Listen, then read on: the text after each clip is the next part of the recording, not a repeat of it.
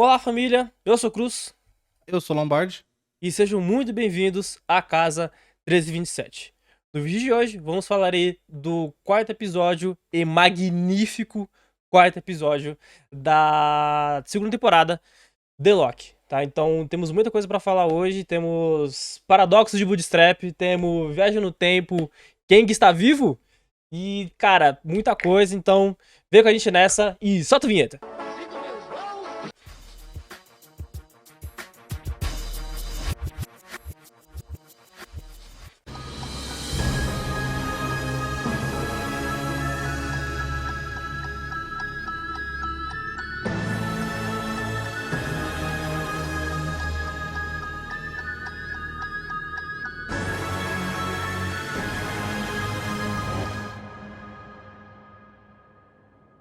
Bom, então, Lombardi, o episódio inicia já aí com a Miss Minutos e a Hansleer justamente no fim dos tempos, né?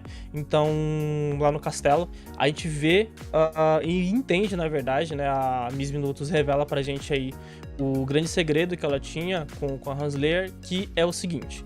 No passado, a Hansleer e aquele que permanecem trabalharam juntos na guerra multiversal contra contra as outras variantes do Kang, né?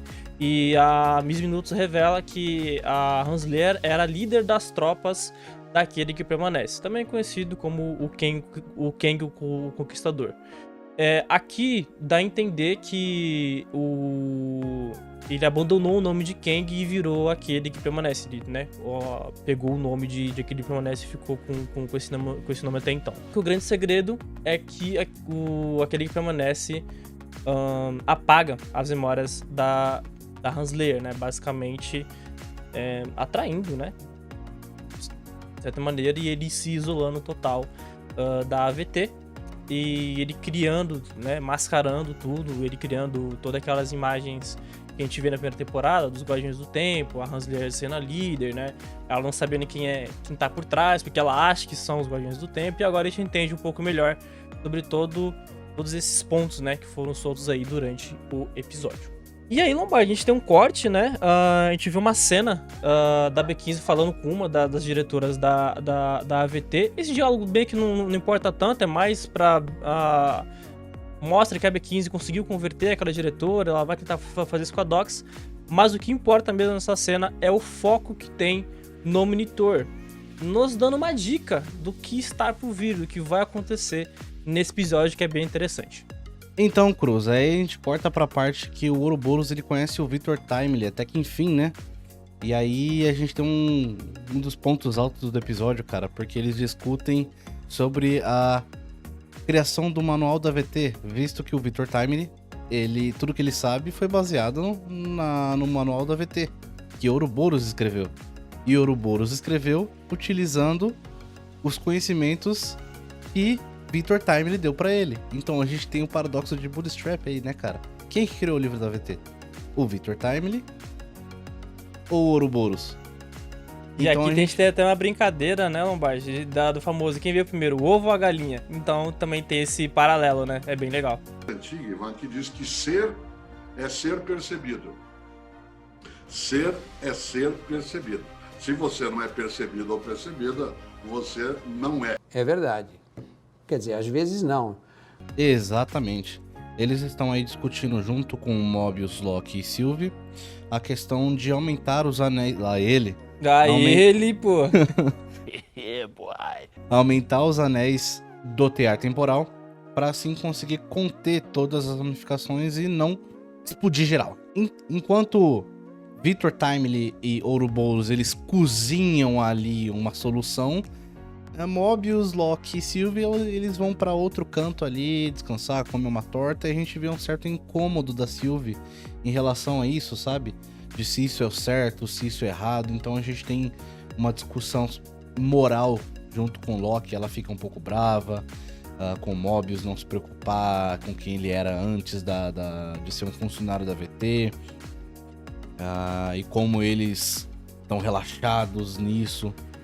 E aí a gente tem uma questão moral bem bacana entre os dois conversando. E aí vem aquele dilema, certo? Do tipo, a AVT é um mal necessário, certo? A AVT, ela é um mal, só que ela precisa estar lá pra controlar tudo de um jeito ou de outro, porque sem a AVT tudo piora, sabe? E será que vale a pena carregar o fardo de conseguir, de estar ajudando a AVT a se manter, sabe? Que é basicamente tudo o contrário do que a Sylvie sempre lutou contra. E uma coisa bem bacana é que, cara, se você parar pra pensar, analisar certinho toda essa discussão entre os dois, o Loki, ele acaba falando, nós somos deuses. É o que os deuses fazem, eles governam, controlam, e é tudo que o Loki buscou no final das contas, sabe? Então, se você parar pra pensar certinho, o Loki, ele tá ajudando, Loki e a Sylvie, no caso, eles estão ajudando a AVT a ser o controlador máximo do tempo, a ser o órgão que continua controlando o tempo, e como não existe mais aquele que permanece, como eles estão tentando lutar contra a Ravonna também, para que ela não controle a AVT novamente, só restam os dois a controlar, a assumirem o papel daquele que permanece. Então, no caso, os dois deuses frustrados por nunca conseguirem nada grandioso, até que enfim vão se tornar algo grandioso, algum controlador, sabe? Essa é a questão bacana dessa discussão dos dois. E Lombardi, fazendo um complemento também no que você falou, essa discussão entre os dois, a gente vê também uma mudança, a gente já tá vendo, obviamente, a mudança do Loki, né? Mas aqui fica um pouco mais claro, porque o contraste entre Sylvie e Loki é apresentado da seguinte forma. Sylvie é a pessoa que não acredita na AVT, e é a figura sem esperança. Já Loki, a ala coach, né? Fazendo coaching sim! Aliás, eu quero ser coaching, ok? Não há nenhum problema nisso! Apresenta pra gente um argumento de que olha só as vidas que a gente tá salvando, olha só as vidas que a gente conseguiu preservar. Olha o que o Mobius fez pra preservar essas vidas. É esse o contraste que o Loki quer apresentar pra Sylvie, porque ela só consegue ver aquilo que foi destruído, mas não consegue ver aquilo que tá sendo salvo. E Loki tenta apresentar isso pra ela. Caralho, o maluco é brabo. Porra! E esse argumento de nós somos deuses, no fim é isso. Loki quer realmente proteger essas ramificações. Ou seja, ele vai ser o Vingador Prime. Fica aí a discussão. Bom, Lombardi, agora a gente vai pra cena... com certeza, acho que a cena mais impactante do episódio, né? A cena da Dox e o Exército Minuto, né? Onde a Renslayer e a Miss Minutos aparecem diante deles. A Renslayer quer dar uma oportunidade para eles, que eles terem a sua vida, né? Na linha temporal, elas tentam fazer um acordo ali. Só que a Dox e o Exército recusa, menos o Brad, né? E assim, na cena mais bizarra do episódio, a Renslayer e a Miss Minutos matam todo mundo, menos o Brad.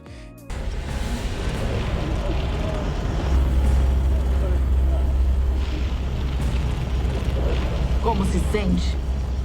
Sabendo que todos aqui preferimos morrer do que te seguir por aquela porta.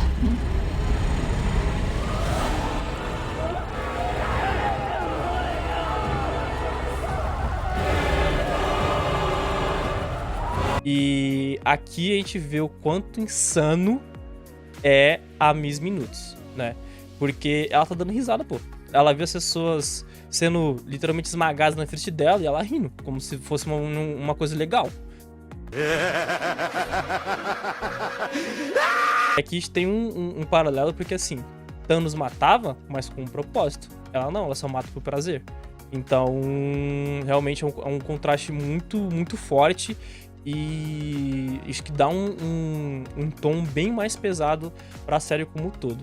Então, realmente, isso foi uma coisa bem impactante. Eu não esperava que isso fosse acontecer. Então, foi uma coisa que realmente impactou bastante nesse momento. E outra coisa, a gente tem outro ponto aí, porque a gente vê que a Miss Minutos, na verdade, é uma aula de desenvolvimento de personagem, porque a Miss Minutos, ela é só uma mascote, sabe? E os caras conseguiram transformar ela numa vilã insana. É basicamente é basicamente isso. Ela vira uma controladora bizarra, sádica, sabe?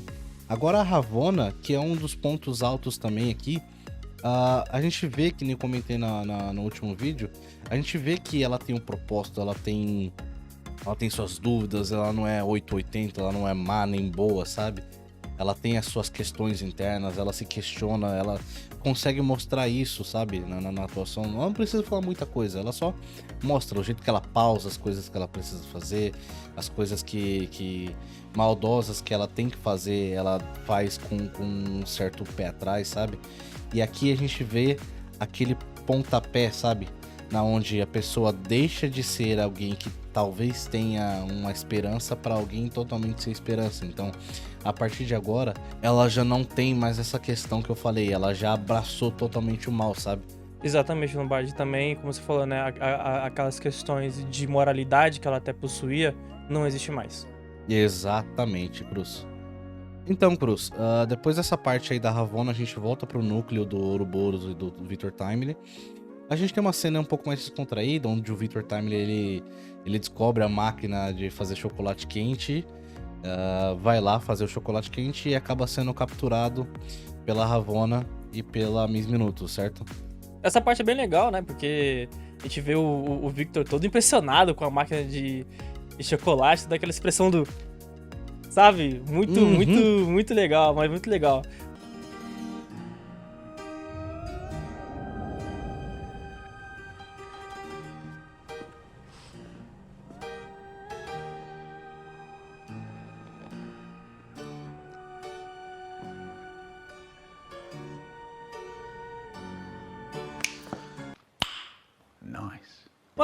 Não tem tanto impacto, obviamente, né, assim, pro desenvolvimento do episódio, mas é legal ver o Victor todo impressionado, porque na época dele não tem essas coisas, então é muito bacana. Bom, aqui a gente começa já com aquele certo ápice do episódio, é onde começa aquela sensação de que o episódio tá chegando no seu máximo ali de entrega. O tear temporal, ele começa a colapsar a partir daquele momento, sabe? Ele começa a demonstrar um comportamento estranho e agressivo. Loki e Sylvie, eles veem que o Victor Timely foi capturado. Eles conseguem, inclusive, pegar aquela máquina, aquela arma de podar, que foi deixado para trás no meio dessa captura do Victor Timely, e começam a percorrer a AVT atrás do Victor Timely, enquanto a AVT ela entra num estado de alerta, sabe? Bem parecido com o que a gente viu no primeiro episódio, não é, Cruz? Voltamos para o primeiro episódio. Então, mas lembra aquela cena que eu comentei sobre o monitor que a gente viu lá na cena da B15, que dá aquele close, a gente vê o momento crítico? Sim. É a mesma cena que a gente vê quando o Loki vai pro futuro, não é mesmo? Que realmente é aquilo.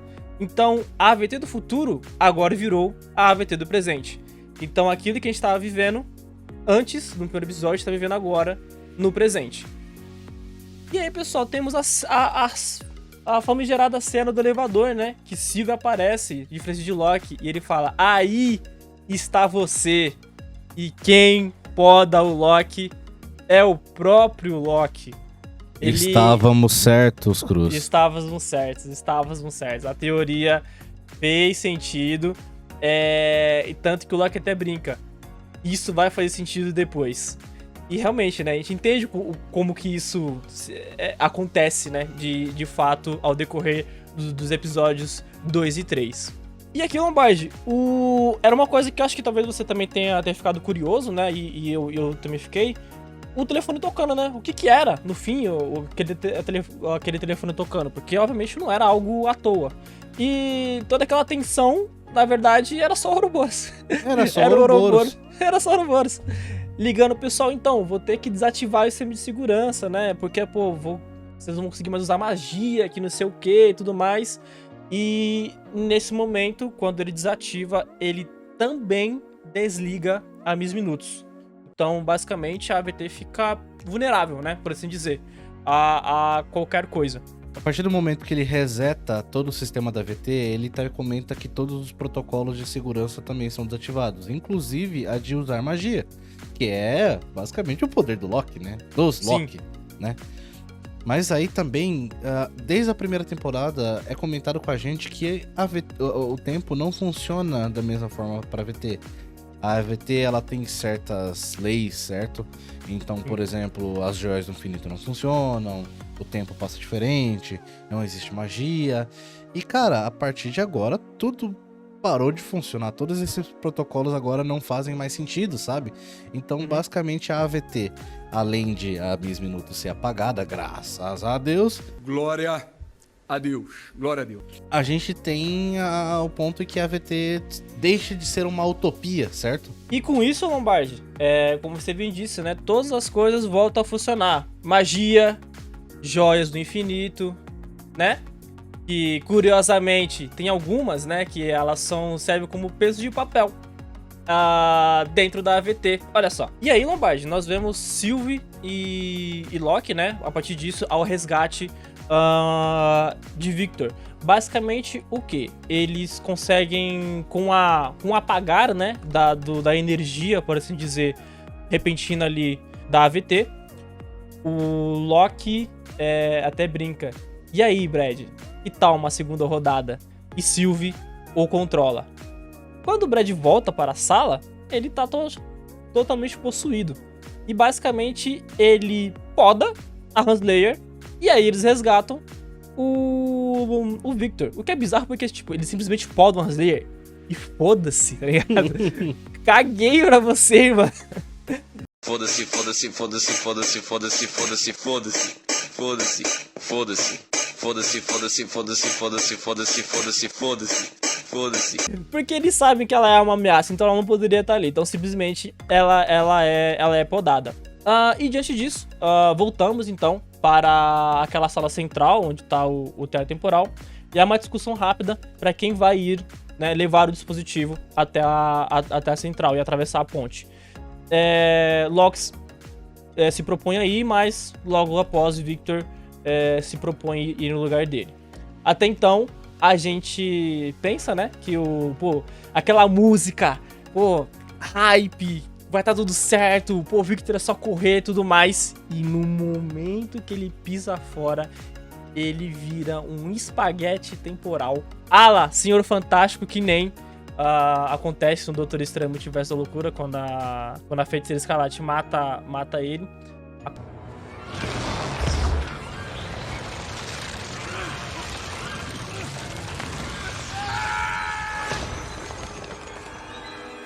Apenas uma curiosidade, o roteirista que tá escrevendo essa série é o mesmo de Doutor Estranho, então talvez seja uma brincadeira que ele quis fazer, mas enfim. E aí, pessoal, a minha reação naquele momento foi tipo, os mesmos deles. Eu tava aqui na paz do Senhor, assistindo o episódio e fiquei tipo...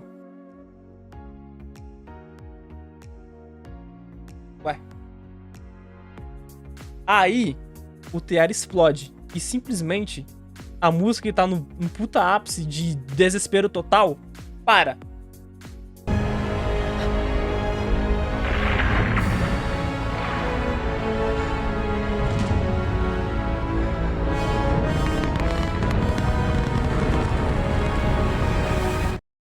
Aí eu penso, vai vir alguma coisa seguinte.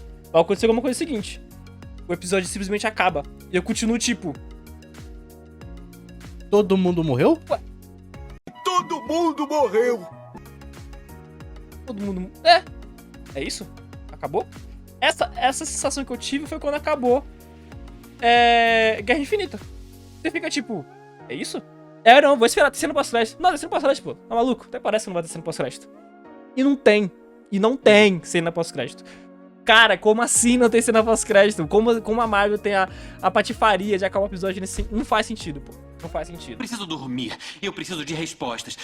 E aí, pessoal, eu tenho que falar um detalhe muito importante. A música, ela corta no meio. Porque ela tá no estrondo, pai, ela corta no meio. Não tem um fade pra tirar a música, sabe? Não tem nada. A música ela só corta. Corta. Ela só corta. E aqui já vamos iniciar o campo de teorias. Lombardi, já vou soltar aqui pra você, tá? No começo do episódio, quando a gente vê quando a gente entra, né? Lá na linha sagrada, há um círculo, tá? Aí temos uma outra coisa também. Quando a Sylvie mata aquele que permanece, ela fala, vamos nos ver em breve, e dá uma piscadinha. Será que o Kang prendeu todo mundo num loop temporal? Essa já é a minha primeira teoria pra você, tá? Essa já é a minha primeira indagação. Obviamente, né, faltam 2 episódios pra série acabar. Aí sou eu falando, tá bom?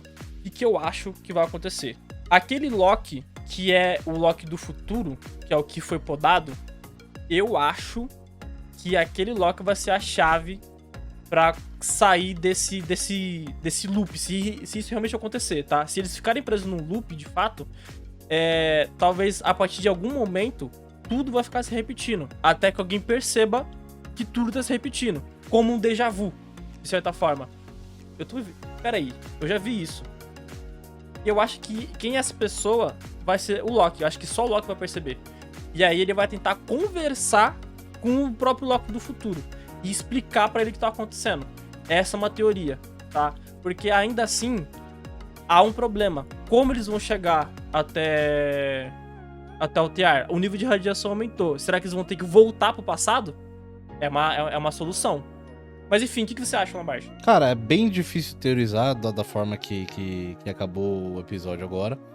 Mas, né? Fazer o quê? A gente tem que teorizar, né? É o nosso trampo, fazer o quê? Então, tem uma cena no trailer em que ele tava tendo um certo desvio temporal, onde ele aparece num lugar ensolarado, assim, parecendo uma loja de jet ski, sabe? E, cara, eu acho que essa cena não aconteceu ainda, é verdade, né? Não aconteceu, e já foi resolvido essa questão do Loki, no primeiro episódio, inclusive. Aliás, então, você falando isso, as roupas que ele aparece é justamente a roupa que ele tá no final do episódio, né? Exatamente, é esse ponto que eu queria chegar. Então eu acho que a partir daquele momento, na verdade, ninguém que tá ali morre, sabe? Nem o Victor Timely, eu acho. Eu acredito que eles são teletransportados ambos para diferentes momentos do tempo, sabe? E afinal de tudo, a gente percebe uma coisa. A partir do momento que Ouroboros ajuda o Loki, lá no primeiro episódio, a desbugar essa questão do desvio temporal, o Loki, ele precisava ser podado, certo? Certo. Quando a pessoa é podada, ela desaparece de todas as linhas temporais. O que acontece é que o Mobius estava lá perto do TR pra conseguir puxar ele quando ele tá prestes a ser desaparecido, apagado da linha, sabe? Ou seja, o Loki virou um cara que não pertence a mais nenhuma linha temporal, sabe? Então, talvez esse seja o ponto do porquê que o Loki ele foi teletransportado. Talvez ele tenha sido teletransportado pra um momento que o Mobius ainda não fosse um funcionário da VT, sabe? Sim. Ou talvez ele já tenha voltado. Pelo fato da VT ter explodido, ele tenha voltado pra a linha do tempo dele. E ele simplesmente abraçou quem era antes, não sei. Eu acredito que é a primeira opção, tá? A segunda eu acho que não vai ser muito, não. Eu acho que ele só é teletransportado para o momento que o Mobius ele não é mais. Ele não é ainda um funcionário da VT, talvez, sabe? Agora, o que acontece com Sylvie, o que acontece com Timely, I don't know. Aí fica no campo do achismo só, né? E Lombardi, aproveitando o momento que você falou isso, eu acho muito bacana um ponto. O Tear, ele explode, só que ele não explode de bomba, uma explosão tipo, nuclear. É uma explosão temporal. Exato. Uma explosão de tempo. Então, o que você falou faz muito sentido. Ninguém morreu. Todo mundo só foi jogado pra uma linha do tempo diferente. E aí faz sentido a cena de jet ski. Bem provavelmente a gente vai ver a linha do tempo na qual como você falou, o Mobius ainda não era um funcionário da VT, ele tinha sua vida normal. Imagine se ele era um vendedor de jet ski, que loucura que seria isso? Seria legal, pô. Seria legal, imagina, porque ele gosta muito de jet ski, então ele tem que ter alguma coisa linkada a isso. Por que não ser um vendedor de jet ski? Um especialista, alguma coisa do gênero, sabe? Um cara profissional, não sei. Dá pra imaginar muitas coisas, sabe? E pensando nisso, se cada um foi jogado numa linha do tempo diferente, o que impede do Victor Timely não se encontrar uma variante dele mesmo? Exato. esse é um ponto muito importante que a gente pode discutir. Porque o Victor Timely, ele é... Cara, a gente vê que ele foi um dos criadores da AVT, saca? Sim. Porque que nem a gente tem aquele flirt com o paradoxo de Bootstrap lá no começo do episódio, que Ouroboros não escreveu sozinho. Ele escreveu com base nos conhecimentos que Victor Timely deu pra ele. E o Victor Timely aprende o que ele sabe sobre a AVT com base no que Ouroboros escreveu naquele mesmo diário. Então, querendo ou não, o Victor Timely ele é uma pessoa muito importante. E pelo que a gente viu até agora, em questão temporal, não tem ponto sem nó, sabe? O que acontece... O que a gente viu, todos os desvios temporais que aconteceram no primeiro episódio, a gente tem uma justificativa, sabe? Então, o Loki do primeiro episódio foi pro futuro, vulgo o nosso presente desse episódio, e nada alterou. Aconteceu da mesma forma, a gente só tem uma explicação do porquê aquilo aconteceu. E é a mesma coisa que a gente tem aquele flash do primeiro episódio do Loki indo pro passado e falando sobre o dispositivo que ia ajudar ele. Cara, sempre esteve lá, sabe? Não é porque eu volto no tempo e que eu vou mudar o meu presente, o meu futuro, sabe?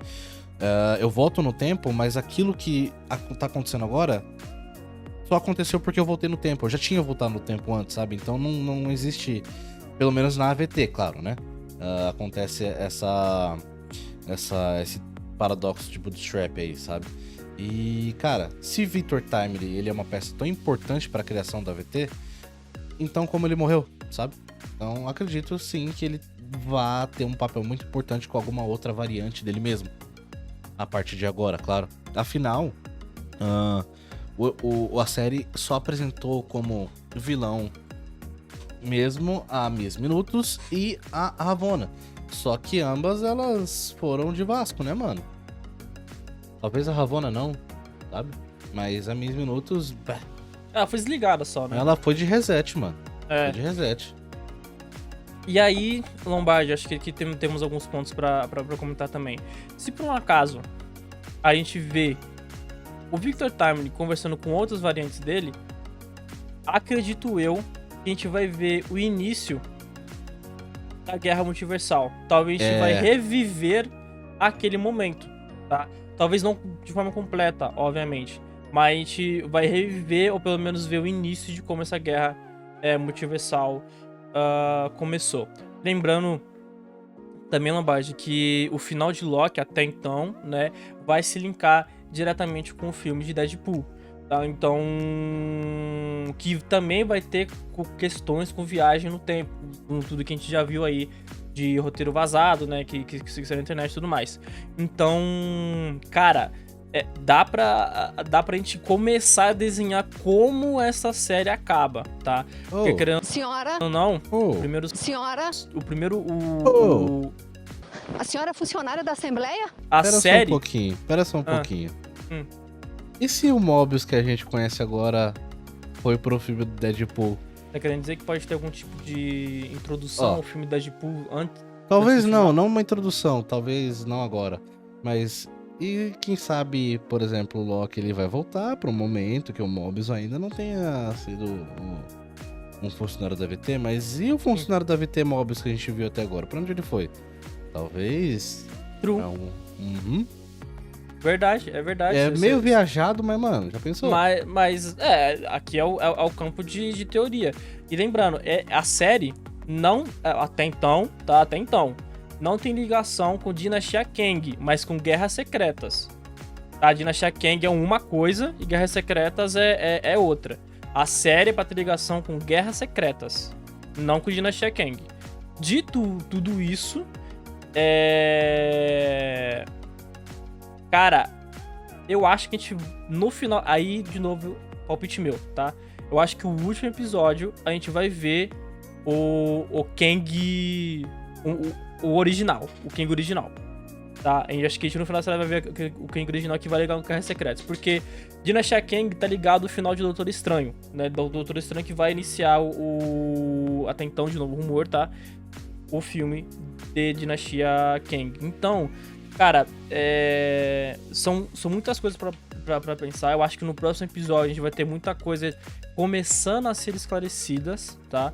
E tem muita coisa aí pra gente destrinchar ainda nessa série. Então é isso, já deixamos as nossas teorias, nossa análise. Essa série tá maravilhosa, ela tá perfeita, é de longe aí, até agora, a melhor série da Marvel, sabe? Eu não achava isso só com a primeira temporada de Loki, mas com a segunda complementando aí, Loki virou a melhor série da Marvel até agora. Tranquilo, e espero que feche com chave de... Merda, mentira. Chave de ouro, com chave de glorioso propósito, tá? Eu sou Loki de Asgard. E eu tenho o fardo de um glorioso propósito. Por favor. E então é isso. Nos encontramos aqui no próximo episódio, na próxima segunda-feira, para a gente comentar sobre o futuro episódio que a gente vai comentar no presente do futuro. Fez sentido? Talvez não. Mas o que faz sentido é você deixar o seu like aí, compartilhar o vídeo com o que você acha que pode gostar do nosso conteúdo. Se inscreve no canal para acompanhar e não perder nenhum dos vídeos que a gente tá postando. Eu tô postando aqui no canal também a série do Homem-Aranha 2, do Play 5. O Cruz fez a série dele lá no Twitch, ele já terminou. E então passa lá na rede vizinha, dá uma moralzinha pra gente. Olha os nossos outros vídeos que tem aqui no canal. Se você gostar, então se inscreve, ativa o sininho.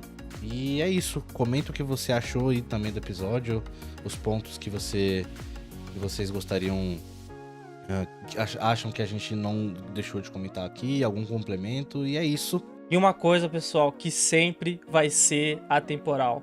Dinheiro vem, dinheiro vai. Mas o mais importante são as pessoas que estão aqui e agora. Ou no futuro, ou no passado, não importa. Tudo é atemporal. Saúde, minha família, e um forte abraço. Falou.